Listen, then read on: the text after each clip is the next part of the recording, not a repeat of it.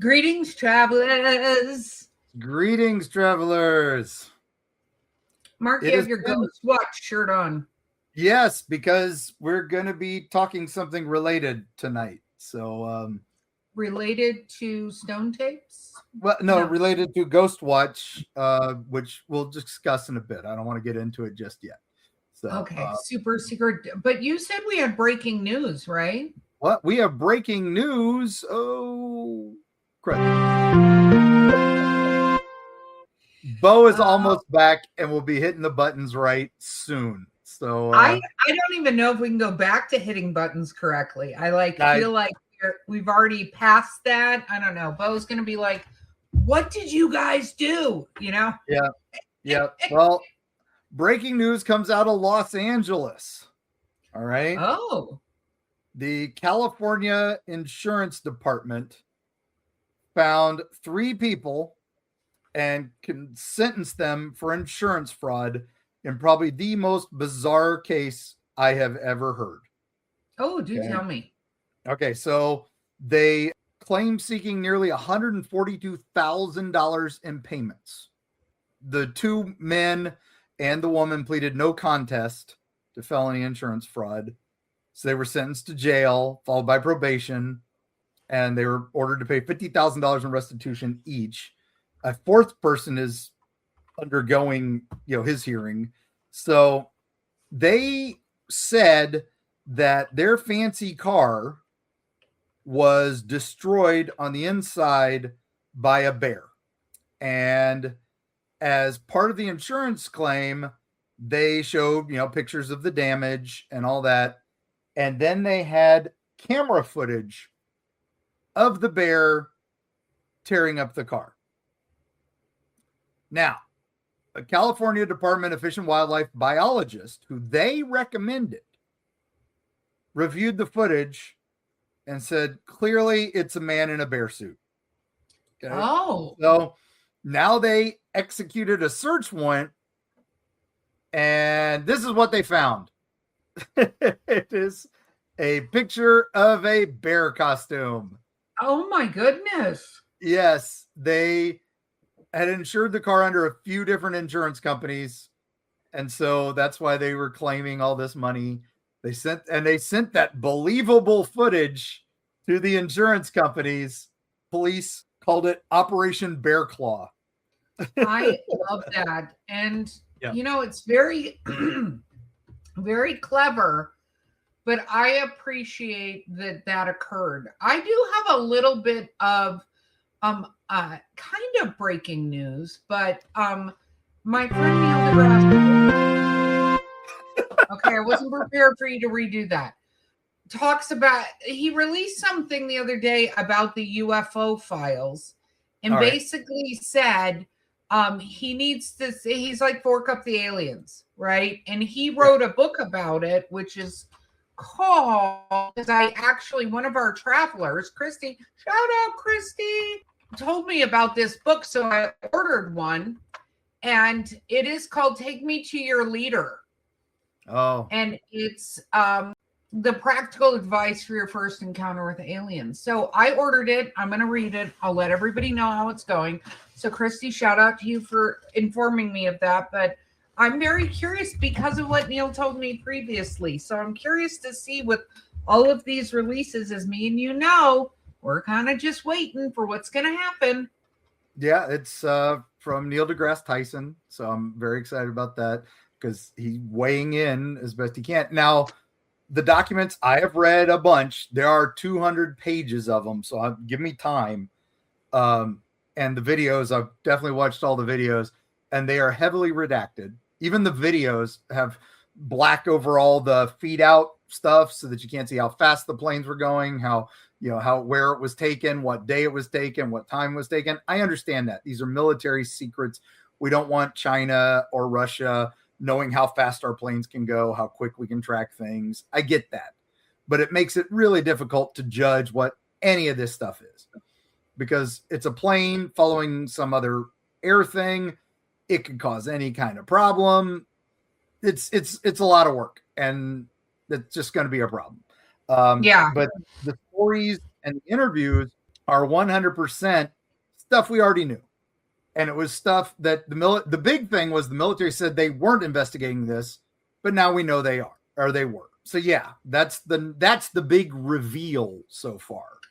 Dun dun dun. But they say there is more coming, and some of the Congress people are saying this is the tip of the iceberg. They've seen stuff that'll blow your mind. Well, I'm ready for it. We're ready for it. We'll see if it comes out. So yeah, no, that's my philosophy too. So we'll see what happens there. Yeah. I think, again, like we've been saying, this is CYA for them saying when something big does happen, which we're pretty sure is gonna, they can say, oh yeah, we've been warning you and we released all those documents. So yeah. redacted. We told you everything you need to know. Yeah. You should have seen. Look at that one. That's 100%. And a lot of this stuff is, again, eyewitness testimony, which we're going to get into in a little bit about that. Okay. So as our travelers know, we like to research, go down the rabbit hole. And apparently you've done that in an area that may or may not piss off some of our listeners, correct? Yeah. And I think going into this, let everybody know that this will all make sense in the end, and why we are not dismissing anybody. We are not debunking your sighting or other sightings. We are debunking classic sightings, and we are breaking down some scientific evidence of our big man of the woods, Bigfoot. Okay, so where are we starting down this Muncie rabbit trail, so to speak? Okay, we have to go back in the Wayback Machine to 1957. And I enjoy the Wayback Machine. It has plenty of snacks. And we are going to a little town called Harrison Hot Springs in British Columbia. All right. Okay. So here's the situation. In 1957, the village council of Harrison Hot Springs was looking for a way to drum up tourism. It was British Columbia's upcoming centennial in 1958, and they were worried nobody's going to come. And so, here we are in our 250th year in America. We're trying to drum up support for some events on the 4th of July, and a lot of towns are trying new things and all that. So just imagine that. Okay, I'm imagining it. Okay, so their big idea was they got a Swiss mountain guide named Rene Dahanedin, and he did an expedition into the woods to find Sasquatch or Bigfoot. Okay. And this is before he's called Bigfoot. And their brilliant idea was a $600 prize for a Sasquatch story contest in their newspaper. The best Bigfoot tale is going to win $600 in 1957 money. That's over $6,000 in today money. Wow. And their, publicity, they're generating funds and all this. Now, suddenly, conveniently, a flood of Sasquatch stories start flooding in. And these are old accounts that have been sitting quiet for decades, according to all these submitters, and they start finding their way into the newspapers of the area, which then get picked up by other newspapers, and they start spreading. Now, Albert Ostman, this is a name that comes up a lot amongst early Bigfoot researchers. He claimed that he had been kidnapped by a Sasquatch family in 1924 and held captive for 6 days. So think about that. Now, suddenly in 1957, he decides this is the perfect time to tell his story to the province newspaper. And of course it is. There are obviously some, we point out the obvious problem here. Would you wait 33 years to mention you were abducted by hairy giants? No, no. Yeah. When I've been abducted by hairy giants, I have notified people immediately. Exactly. Now they're not Sasquatch. They're just people I've dated in the past. But I get that too. Yeah, exactly. And there was a girl I dated like that too. But anyway, there was one other story I want to focus on. And that is William Rowe. This is the important one. Okay. Rowe claimed he encountered a female Sasquatch on Mica Mountain in British Columbia on October 3rd, 1955. Okay. According to his story, he watched this creature for several minutes and then was able to describe in detail the broad, flat nose, the small black eyes, hair about a ½ inch long, and then he even heard it make a whinny sound before it walks away. Okay. Like a horse noise? Just kind of like a whinny. Yeah. Okay. That's what it says in the article, a whinny sound. That's what he reported in his story. So here's the problem. He didn't say a word about this for almost 2 years. And then August 1957, he suddenly produces this sworn affidavit prepared by a legal department by the city of Edmonton. So 3 lawyers signed off on it and helped him draft this official notarized statement declaring his encounter was absolutely true. So why August 1957? That newspaper story contest. It was in April of 1967.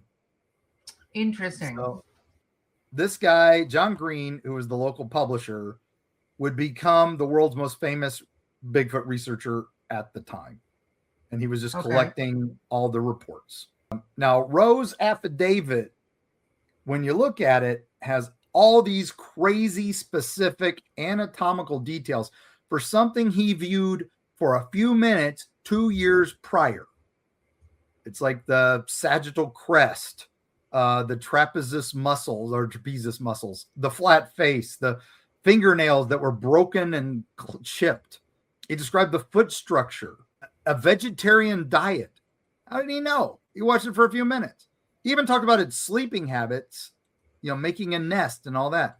So, I don't think he knew his idea was going to become internationally famous here, this report. But for 2 years later, he remembered an awful lot from a minute-long sighting.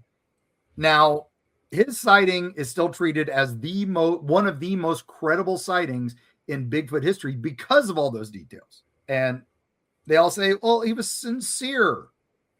And he swore to something. He signed an affidavit. If you got $6,000 being offered for a Bigfoot story, and it was 2 years, come on. Yeah. Coincidence?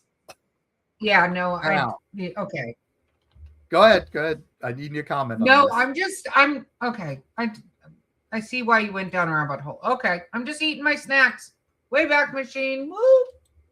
You don't see anything wrong with all that? You agree with me on this so far? Or I do so far. Yeah, no, there are many problems with what you're saying. But some of the Bigfoot researchers, this is their gospel. This is their gold. And I'm sorry, I hate to debunk, but I don't think you hate to debunk at all. No, I don't want people to focus on the real. That's me. It's things like this that screw up modern reporting. When somebody's afraid to send us a story because it doesn't match the Patterson-Gimlin, it doesn't match the William Rowe, it doesn't match some others that are coming up. So I don't want to talk about it because it doesn't sound right or it doesn't look like what was on Finding Bigfoot. Sorry, Stacy's is different, and that's why a lot of people dismiss Stacy Brown's footage because it doesn't look like Patterson-Gimlin. It doesn't look like the big ape, and it doesn't match these old sightings. Well, that's why I'm backing you on this one, dude. So, all right. Okay. Is this because Stacy's still trying to debunk my whole vampire thing? Because he said a name, he did not provide proof. No, he did. I watched it. It's 100% right. So I don't believe you. See, you're just agreeing with Stacy now. I am not going to have people turning on me. So there. Continue. All right. So first we got to go back to the grandfather of Bigfoot hoaxing. And this is the one that's going to upset some people because they talk this story a ton. Okay. All right. 1924, back in the Wayback Machine again. Got to go a little further back. and we are going to Ape Canyon. Sound like a thing with apes, right? Mm-hmm. Okay. There was an attack. It was called the 19 Ape Canyon incident. It's been called the Ape Canyon attack. All right. These miners claim they were attacked by ape men who hurled boulders at their cabin all night. They were so terrified they had to hide in their cabin and finally fled in the morning. George Ross and his friend Rant Mullins. Okay, great name, Rant Mullins. Mm-hmm. Okay. They were always playing practical jokes. And Rant had this quote, this confession. It's like George was always playing practical jokes. So he and I rolled some rocks down over the edge of the canyon, and then we got out of there fast. And then the miners were talking hairy ape stories, and we both had a good laugh. We almost never told anyone the true story until recently. He and his uncle, George Ross, rolled rocks from miners above, and the miners' terrified imagination did the rest. Right? Mm-hmm. I think that is a safe assumption. I cannot prove that there wasn't an attack. I cannot prove any of this stuff. But I can prove one thing. Ape Canyon was not named after this incident. It was not named after some Native American lore of Sasquatch, which would become the anglicized Sasquatch. It was not an attack, and Ape Canyon wasn't named after this because Ape Canyon was named for a group of Boy Scouts who found it, and they were the apes. So they labeled that canyon, and then 1924, the incident happened. Okay. So if you are in that area, if you're telling Bigfoot stories, you're going to say apes.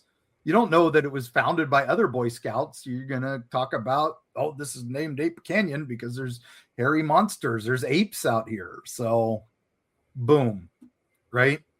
Mm-hmm. I think I've kind of hit a nerve here. So, all right. I'm sorry, Ape Canyon people. There's a reason we haven't done an episode on it. We're doing this now because I can't. It pains me to do this. I mean, this is really hurting because that was one of my favorite stories growing up, was the Ape Canyon stuff, because it's terrifying the way they describe it. But of course, as the story gets told, it gets amplified. Oh, they were seen. They were long-armed. They were crazy. They were hanging from trees as they were throwing rocks. Nowhere is that in any of the original statements, although we don't really have documentation of the original statements. And that's why everybody's like, oh, you're saying what this one guy said. I'm like, he had no reason to announce this debunking. He was old. He didn't care anymore. He actually just was enjoying the joke and then decided, we gotta come clean on this.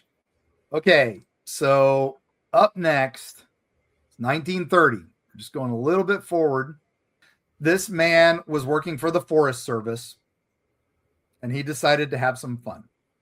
Okay. He took a piece of alder wood, and using a hatchet and a jackknife, he carved a pair of 9-inch by 17-inch feet.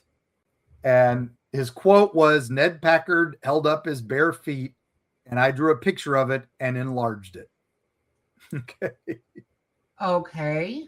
All right. So his friend Bill Lambert takes those wooden feet to the base of Mount St. Helens, where there were some huckleberry pickers, and they had parked their cars.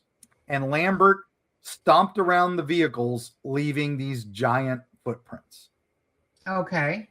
Okay. So later that day, the guy who made them and Lambert were back at the ranger station, and the berry pickers come running in to report the tracks. Oh my God, look at these crazy tracks. First Bigfoot tracks ever recorded. We know so.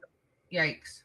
They were made in 1930 by a logger with a hatchet. Oh, that's terrible. So that guy is Rant Mullins, the guy we just talked about. in the previous bit. That's the guy who made these things. So, well, he made them with a friend. Okay.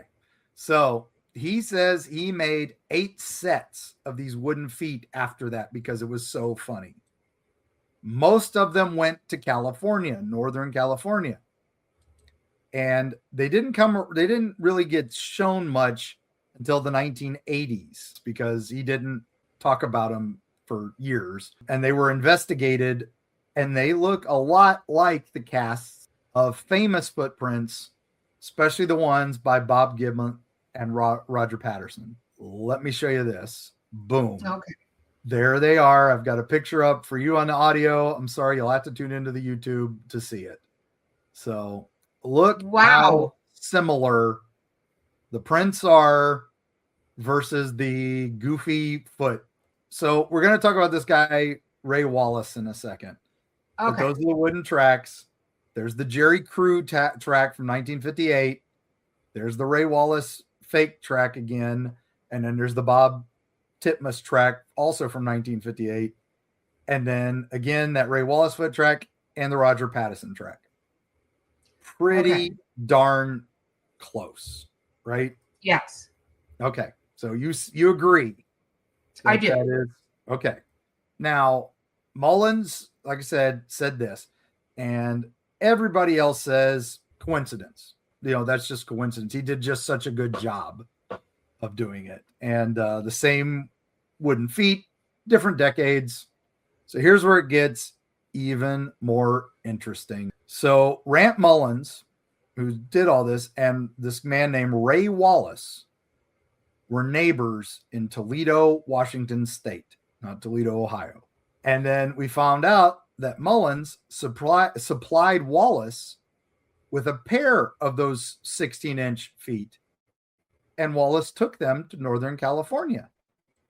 And when did this happen? 1958, the year of the Jerry Crew tracks. Wow. So, and these were found by Jerry Crew, who discovered the tracks. The local newspapers, this is like the first time they call it Bigfoot because these are big footprints. That's where we get the term Bigfoot. And so everybody's like, well, who the heck is, well, Jerry Crews is an independent guy. Jerry Crews worked for Wallace at his own construction site. You don't think Wallace did this? Okay. Mullins has admitted it, and he admitted it in 1982 to the Skeptical Inquirer. Okay. Wallace's family confirmed it in 2002 after his death because they found the tracks. And then here's a picture of Ray Wallace with his shoes. Look at that. Oh my goodness. And the wooden feet still exist and are on display. Not all 12 that he made, but a couple sets are still available. Okay. So 1982, this guy, Ray Wallace, he says, I tell you, people will believe just about anything. So he described how he carved the feet, how he and his friends used them, and how he gave the set to Ray Wallace. And then that's, Mullins. And then he challenged the Bigfoot promoters. He said, this is a practical joke. I have to get it off my chest. I challenged the Bigfoot community to show I'm wrong. So he said, he even added that he was willing to undergo a polygraph test to substantiate all of it. Okay. Nobody took him up on it. They didn't want the truth. They don't want the truth. They want this all to be a mystery. It's stupid. It is very stupid. We're going to take a quick break, and then I've got some other things that are probably going to upset some people. We'll be right back.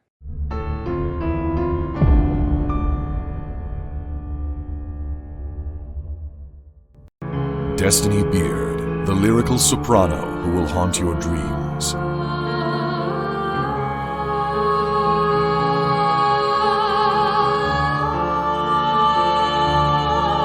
With her alluring melodies and intricate harmonies, this dark siren of wistful song shall capture your soul and lead you into the night. check out Destiny's new single, The Haunting Is Over, with international musicians Sam Haines and Gary Bennett, as well as her other musical works at destinybeard.com.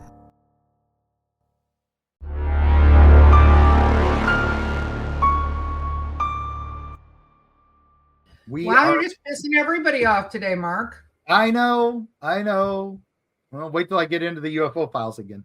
Oh gosh. I haven't even talked ghost hunting yet. So that's the reason why I'm wearing a Ghost Watch t-shirt. Ghost Watch was a hoax. It really wasn't a hoax. It was presented as a movie and everybody believed it. And that one kid killed himself. That's why Ghost Watch wasn't seen again for 10 years. And it was a fever dream to me. Nobody remembered it. I'm like, did I actually see that? Did it really just delete from the world? And yeah, kind of did. So that's some of this. This was a hoax and nobody wants to believe it. Wow. So now Mullins said that he'd worked in the woods his whole life, but he had never heard anything or saw anything he couldn't explain. He's like, I was born within 30 miles of Mount St. Helens, worked in the woods here all my life. I've never seen anything out there. And if I don't set the record straight right now, people are going to go on believing that there is some hairy monster. And I tell you, people will believe just about anything. So I don't love that. I don't love that either. So let's do the timeline again real quick before we move on. 1924, Mullins rolls rocks at Ape Canyon. The attack legend is born. 1930, he carves his wooden feet and stomps around Mount St. Helens to keep it up. 1958, he gives the wooden feet to his neighbor Ray Wallace. Ray Wallace uses them at the construction site. Jerry Crew discovers the tracks and Bigfoot is coined. 1982, Mullins confesses that and challenges believers, offers polygraph. 2002, Ray Wallace dies. His family reveals the wooden feet. And 1915, National Geographic features Mullins in the article, 6 Most Audacious Science Hoaxes Ever. I don't love any of this. Hoax, man made them, confessed. Man who spread them was his neighbor. So if the origin is faked, this is kind of built on sand, right? The whole next little bit. Okay, so I don't think we've been conclusively debunked here. It's just the genesis is a bit of a hoax. Okay. So I'm not saying every single sighting, every single track is wrong. Okay. So does Bigfoot exist? All right. The joke started, and I think some joke is still going. You mentioned Ray Wallace to any Bigfooter, they go quiet. They change the subject. They don't want to know about, talk about Ray Wallace. And yeah, it makes sense. Now the Native American legends, everybody talks about the Native Americans. We talk about it in our book, Dark Side of the Smokies. The Cherokee talk about him. We have the Boojum. We have all this other stuff. But the truth is they describe it as a spiritual being who comes to you, who does trading with you, who does all this stuff. They never say that he looks like the Patterson Gimlin film. They never really describe much about what he looks like other than he looks like a hairy human and that he is more spiritual. We've defined him as Bigfoot now, but the natives, the indigenous, never say that. That term Sasquatch was turned into Sasquatch by a man who was trying to keep the native stories alive. I appreciate that. But he described them as hairy monsters because it sold newspapers. So and I get that. I hate that it's generated what it has, right? Yeah. I hate that it is not the same Bigfoot as the one created by some loggers and some hoaxers. Okay. It is a different Bigfoot that they're talking about. It is a spiritual being. Okay. So spiritual beings, we've got to go to Tibet. We got to talk about the OG Yeti. They've spent thousands of words defending the Yeti as this phenomena separate from biology. They are citing scholars. They are, they're quoting Merberger and Grimshaw and others, but these are white men who were in that, and you're ignoring the Tibetan worldview. Okay, so the term Yeti, right? We think of the Yeti. Gosh, how do I put this? It is from the term Medi, is the Tibetan term that they've mutated, and it does not mean ape. It does not mean anything like that. It means bear. Okay. Oh, not ape, not wild man, bear. And the Tibetan word dread, sometimes dread mong, and it refers to the Himalayan brown bear. What? Yeah. So it is not Yeti. And people are like, oh, nothing lives up here in the snow beyond the food line. That's the Tibetan brown bear I'm showing here. It lives up there. That's adorable. And that makes me sad. Yeah. Ursus arctus isolabinus, I think. He is well known to Tibetans. It is the largest mammal in the region. It can reach 7 feet long. And they tell stories about it, frightening. They tell stupid stories. They tell some humorous stories. They know it looks kind of like a human, especially when it stands on its hind legs. Of course. Of course it does. And those footprints look a lot like either a double footprint or a kind of sliding footprint in some melting snow. So we're going to go on a little side trek here because I do have to talk a little bit more about the Yeti.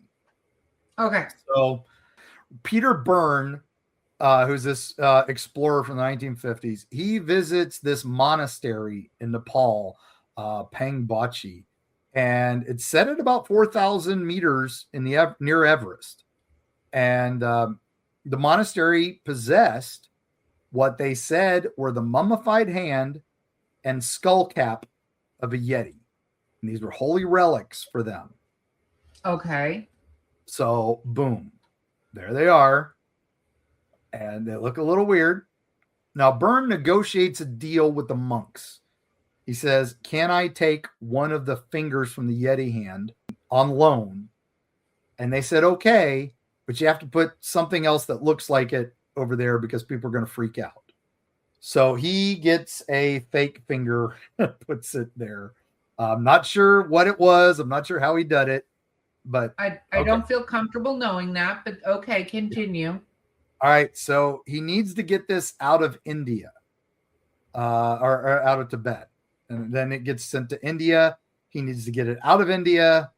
So he goes to a personal friend of the expedition founder, a guy's named Tom Slick, Jr. And he happens to be in India on a tiger hunt. And his friend is this guy, Jimmy Stewart, the actor. From the movie Jimmy Stewart? Jimmy Stewart from the movies, from It's a Wonderful Life, Rear Window, so many Alfred Hitchcock movies. And wow. Who was a World War II hero? We don't talk about him much, but that's another story. He was a World War II ace. He was a badass. So Byrne gives him the finger, not giving him the finger, but gives him the Yeti finger. Got it. They're smuggle it out of India to study it. Jimmy Stewart's like, how are we going to get out of there? So he gives it to his wife, his wife Gloria. She hides it in her lingerie bag. Okay. And they arrive in England, and one of the bags got lost. Guess which bag got lost? The one that has the giant finger in it. Yes. So the lingerie case. Now, 2 days later, customs shows up. The custom agent shows up at the hotel with the case. And they go, oh, did you open it? And the agent assures Miss Gloria, we would never paw through a lady's delicates. Oh, well, that's nice of them. Yes. So the finger then makes its way to Dr. Osmond Hill, who is a primatologist, and he examines and declared it the finger of some kind of hominid, but he couldn't be sure which. So everybody's like, "Oh gosh, this is proof that it's an unknown animal." Right? Well, unknown animal. We talk about UFOs. They are seeing things you don't understand. So don't jump to any conclusions from that. But everybody did. Now, when Hill died, he died in 1975, but the finger had been in his collection all this time at the Royal College of Surgeons Hunterian Museum. I say that 3 times fast. And it had been forgotten, except for replicas, till 2008. They finally were able to do DNA testing in 2011. And what was the result of the Tibetan finger? I'm guessing it's a human. Human. Yes. Dr. Rob Jones, Zoological Society of Scotland, says we have got a very, very strong match to a number of existing reference sequences on human DNA databases. Now, yikes. 1990s, both the original skull cap and the stolen were stolen from the monastery. Oh, wow. Yeah. So the monastery lost its main source of tourist income, started struggling, didn't know what to do. So, I mean, I'm loving this heist story, right? So now we get Mike Allisop. He comes in on Air New Zealand. He's an Air New Zealand pilot, and he is an Everest mountaineer. And he treks through that region, and he hears about the monk's plight, and he decides to help. So he approaches Sir Richard Taylor, the head of Weta, the Weta Workshop. He's won 5-time Oscars for special effects from the company that created the props for Lord of the Rings and The Hobbit and frickin' Xena, if you go back. But they agreed to make replicas of the Yeti hand and skull cap for free. Oh, that's awesome of them, actually. So 2011, they took it to their Everest base camp, and they delivered the Weta Workshop replicas to the monastery in a very special ceremony. And they looked amazing. It looked just like everything. So the holy relics that Yeti believers say are the abominable snowman, 100%, they're the same people who made Gollum and the orcs. Okay. As they should be. They should be. And the original finger, human. So, boom. All right. Poor Jimmy Stewart. Sorry, buddy. Poor Jimmy Stewart. Bye, Jimmy Stewart. Bye, Mummy Hand. Yep. Now, eyewitness testimony. That's 99% of our stories people send to us. We love those stories. We agree. You saw something you don't understand. Okay? Yes. We agree with that. And that's why we want them. We love your stories. But eyewitness testimony, Erica, you're the true crime fanatic. Yeah. What is that considered in a court case? Usually not actually as reliable as people like to think from Law and Order, because perception is reality. So it's what the person thinks they saw, not what was actually seen. Yeah, the least reliable form of evidence in courtrooms. And I hate to say it, in cryptozoology. So the numbers don't lie. 73% of wrongful convictions overturned by DNA evidence involve witness misidentification. Yep. 9% of DNA exonerations. Now that's 252 out of 367 cases. 75%, again, overturned through DNA testing. When you're trying a jury, there is almost nothing more convincing than a witness taking the stand, pointing the finger, that's the guy.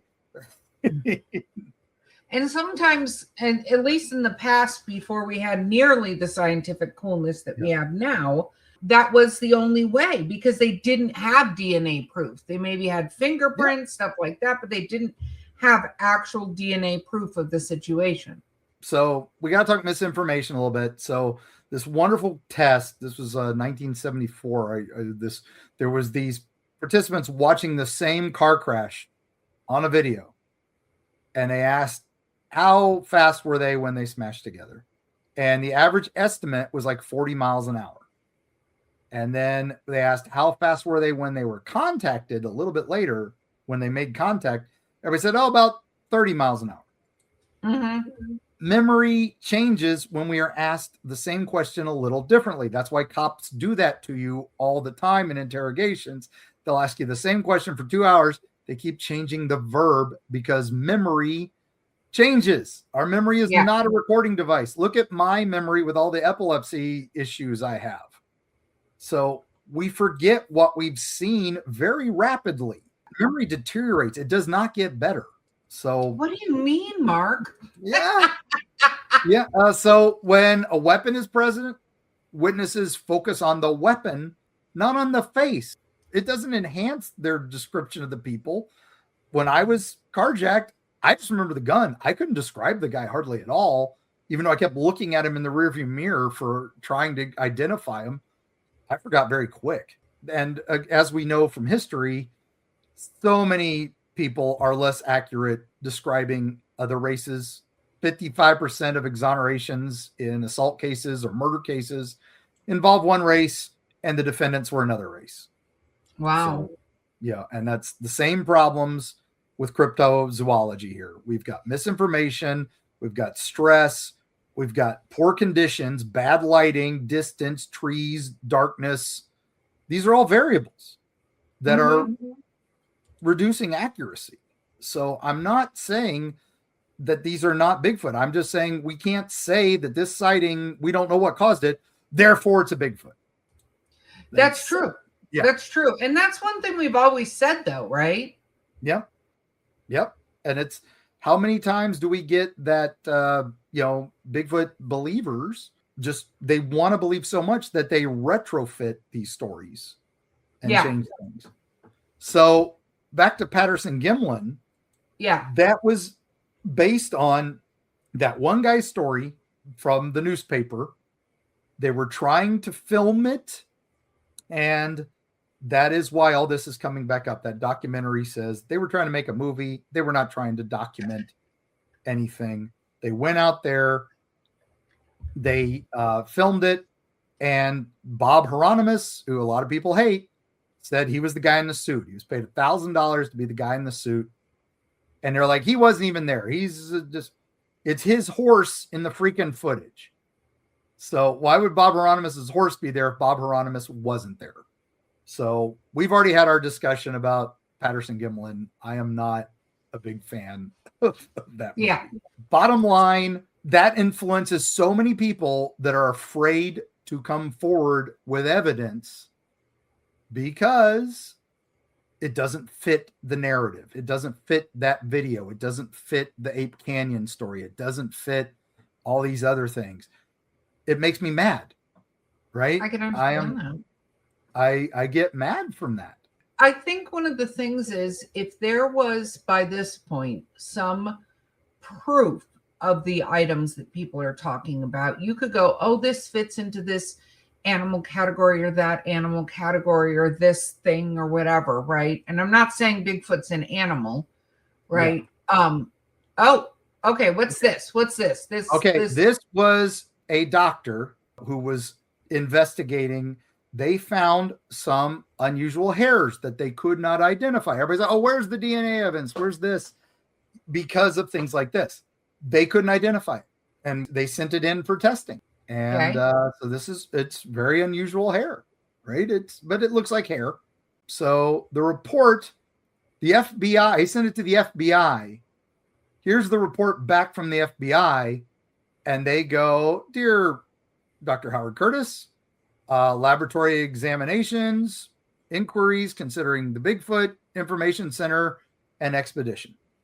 The hairs which you recently delivered to the FBI laboratory on behalf of the Bigfoot Information Center and expedition have been examined and transmitted under incident light microscopy. The examination included a study of morphological characteristics such as root structure, medullary structure, cuticle thickness, blah, blah, blah, blah, blah, blah. So the hairs were compared directly with the hairs of known origin under a comparison microscope. This is before DNA testing because it's 1977. And it was concluded as a result of these examinations that the hairs are of the deer family origin. Their hair sample is returned to you as an enclosure to this letter. And a lot of people say, oh, that's a conspiracy. They changed the hair sample for something else to cover up Bigfoot. I'm sorry. That was deer. So here we go. This is the final thing I'm going to talk about today. How many Bigfoot sightings do we get reports on? A lot. We get a ton of Bigfoot. Well, and we also, to their, I don't know what the right word is, but to our travelers that do submit stuff, and we want you to continue to submit it. Oh, yeah, no. Most of them go, I think this is what I saw. They don't go, I saw a Bigfoot. They go, I think I saw a blah, or I saw this thing. What do you think it was? Right? Yep. Because we're all just guessing. It's preternatural. We don't know what it is. So to our listeners, and we heart all of our listeners out there, big heart. Yeah, we don't know what it is. Like if you saw it and it's in front of you and that's what you interpret to be a Bigfoot, it's totally okay to say that's a Bigfoot. If that's what you're interpreting it based on your visualization, right? So, it's okay. You can put a label on it. All over the place. I've been tracking the ones we've got. I also track the BFRO. I track all these things. That's one of the reasons why people are upset that we say the Patterson-Gimlin, those footprints, that's the Patterson-Gimlin footprints we showed earlier. They look exactly like the footprints of Ray Wallace. All right, so now I do want to throw out something we talked about when we first started this podcast, and we still haven't gotten a pair of them. Yeah. But there's a company in Sweden that makes Bigfoot shoes now. The Cryptide shoes. One of our first episodes, we're like, we got to get a pair. So we never got a pair. I'm going to do some Googling while you're sharing the next thing because I feel like we need Bigfoot shoes. We should look and see if they're still available. All right. So these are us sightings that we've had people reported, and then we've had Bigfoot sightings all over. This is the black bear population of every state. 99% of our sightings are in these exact same states that with the heavy Bigfoot populations that we get sightings of. So interesting. Yeah. So every one of these red states has over 5,000 bears. For every one of those states, we have at least one Bigfoot sighting. Even the orange ones here, which are between 1,000 and 5,000. We usually have one sighting at least. Those white states in the middle where there are no bears or less than 50 bears, guess what? No Bigfoot sightings. Interesting. All right? Well, people are like, oh, they're not as forested or not. Yeah, a lot of people don't live there, so there's not as many sightings. Like there's not many UFO sightings out there. There's not many ghost sightings out there because not a lot of people live there. It's a lot less dense population. So the more bears over 5,000. If you add 1,000 every state, by every state you add 1,000, you get another Bigfoot sighting at least or more. So the numbers to me say a lot of the sightings are misidentified black bears or brown bears, but mostly black bears. Wow. Who do a lot of weird things. They stand up. They stand next to trees. They look like shadows if you can't get a good picture of them. They look blurry. They look like a lot of strange things in the woods, just like the Tibetan bear. Now, a lot of DNA evidence was sent in recently. All of it came back as black bear or brown bear. Interesting, really? And some of it came back as deer. But the ones that they've released, there are still a lot that they have not studied. They are backlogged because they got flooded with stuff. Everybody's like, oh, nobody sent in the evidence. A lot of people don't want to send in the evidence because they're convinced they're going to change it. They're not going to show it. I understand that. But bears walk on hind legs. They get very, very tall. It's easy. What we talked about, the car crash, we talked about that. It's very easy to say, oh, it's 10 feet tall when it's 7 or 8 feet tall. It's very easy to go, oh, it disappeared, because they disappear into the forest. That's what they do. They're black and it's dark. And now I'm saying people who have seen them and say, oh no, it's very human. Bears can act very human, but I'm not saying every sighting is a bear. I'm not saying that. I am saying I was gonna go where are you sort of so Mark, I have to ask now, right? Do you think that whatever the creature is that they've called a Sasquatch or a Bigfoot or a Boojum, whatever that creature is, right? Do you think all of the sightings that people have had are not sightings of something preternatural? Or do you think there's some, for lack of a better way of saying it, subliminal influences on some of the stuff that has been debunked, but there is, and there are bears, absolutely, but there is something else that can be out there that we don't know what it is. Because like you look at the Stacey Brown footage, right? That's not a bear. That's not a dude. It is infrared, so it could be other things. Again, we don't know what it was. Now, other people have talked to me and sent us encounters that don't fit the Patterson-Gimlin, that don't fit other things. And they don't fit these footprints. They don't match the cast. Some of these weird casts, like Dave Shealy's 3-toed cast, doesn't match Bigfoot. So people are like, oh, dismiss that. Skunk ape can't have only 3 toes. Well, it could be weird. It could also be a sandhill crane, like the Mothman stories. It could be, there are a lot of 3-toed things that could leave a weird print in some mud. But I'm not saying that's what it was. I love Dave Shealy's footage. I think it's better than a Patterson-Gimlin. Do I 100% think it's a skunk ape? It could be a guy running through a swamp and in the Everglades in a heavy costume, because it is blurry. It is a long way off. You said Dave Shealy. At the Skunk Ape headquarters, right? Yeah, Dave Shealy at the Skunk Ape headquarters. His footage from 2000, I don't think it's nearly enough credit. It is a lot different. It's still not definitive by any means. I don't think any of these people have definitive proof. A lot of the footage, one of the big definitive ones that the BFRO listed as their top, video of evidence, it was a thing made for Penn and Teller's show bullshit. And it was a video they made about Bigfoot, but they didn't know. So it was submitted as an evidence.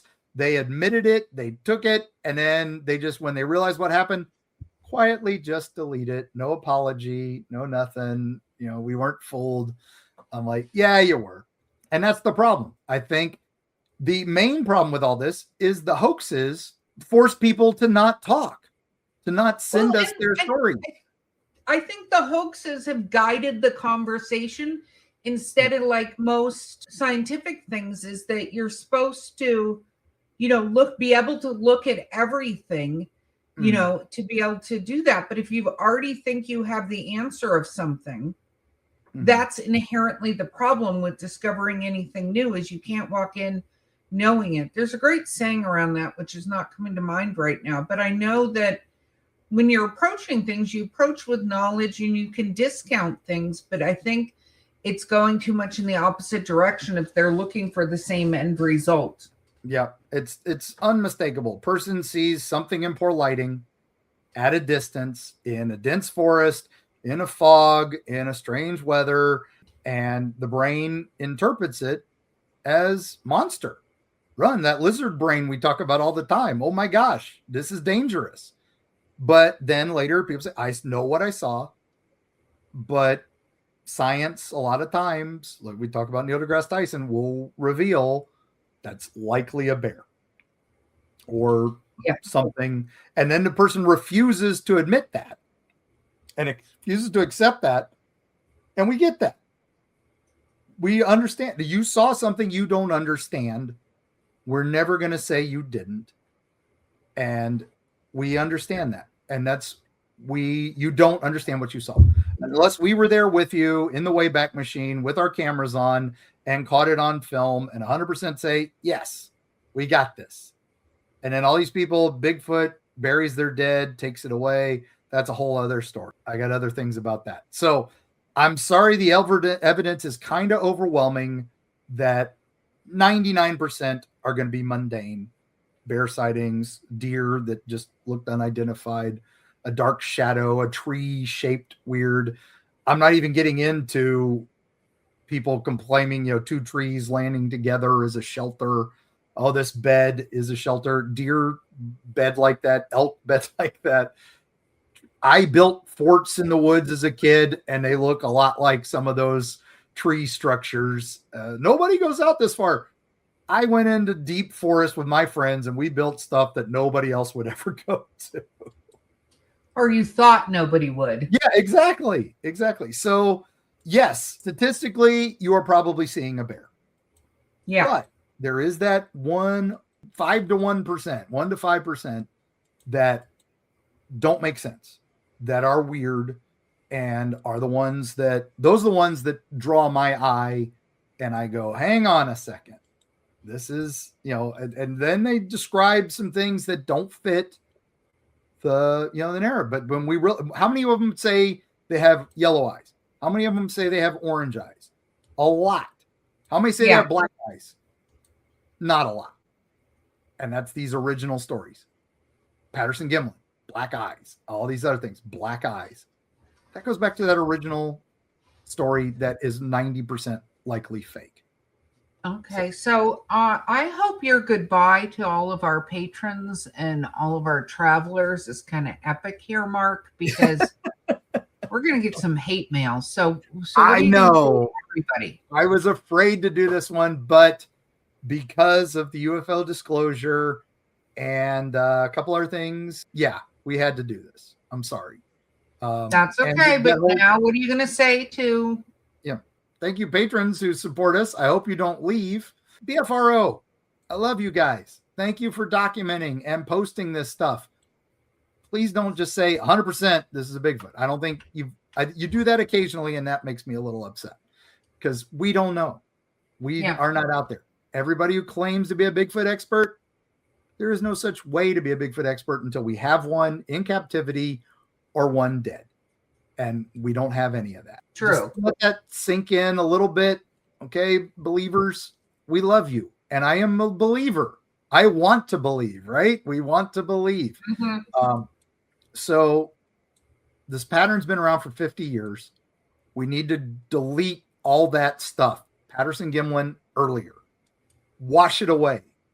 The stuff that's happened since, that's what we got to think about. And then the stuff that happened way before that 1924 Ape Canyon. That's the stuff we got to look at. That's the stuff we need to document. Again, we got to look at some of that early stuff. Kind of funky because newspapers were not 100% accurate back then. All that said, Bigfoot is out there and you're walking through the woods and you look at it and you see that thing that you can't understand. It could be a bear. It could be Bigfoot. And is that a bear on its hind legs? Statistically, it probably is. Should you get out of there? Yes. Should you try to take a picture? Yes. Should you just document where you were, what time it was? Yes, because they track a lot of bears. They can check to see if there was a bear in that area. If you get DNA evidence, send it in to be tested. They're not going to steal it. They're not going to change it away. Mr. Conspiracy Theory here. I know some weird stuff happens. We've seen weird footprints in the wild. I know sometimes they're double prints. I know sometimes they're other things. But just remember, what you see isn't always what you feel, but you need to document it. And then if you hear some weird stories, we want to hear them. We want you to send them in. EerieTravels.com. Please do. You're out in the woods. Things are going on. Things are strange. Just remember, it might be a man in a bear costume trying to get an insurance settlement. And we'll see you on the other side.